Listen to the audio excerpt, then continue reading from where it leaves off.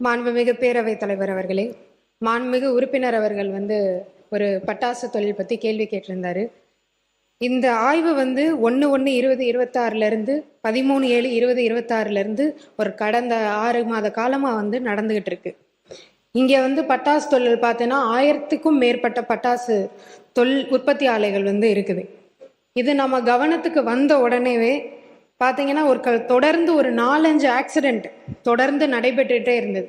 அதனால தான் இந்த ஆய்வு நடத்தப்பட்டுச்சு. அப்படி நடத்தப்படும் போது 177 பட்டாசு ஆலைகள் விதிமீறல்கள் கண்டறிந்து அதை உடனடியாக ஆய்வுக்கு உட்படுத்தி, ஆனால் 13ஆம் தேதிக்கு முன்னாடியே அதெல்லாம் சரிப்படணும் அப்படின்னு சொல்லி அவங்க அந்த விதிமீறல்லாம் இருக்காது அப்படின்னு சொல்லி அந்த எல்லாத்தையும் மாத்திட்டாங்க. மாத்தினக்கப்புறம் மாவட்ட நிர்வாகம் 49 இதை ரிலீஸ் பண்ணாங்க. அதே மாதிரி டிஷ்ல இருந்து 128 நிறுவனங்களும் அது சரி பண்ணப்பட்டிருக்கு அப்படின்னு சொல்லி விடுவிக்கப்பட்டிருக்கு.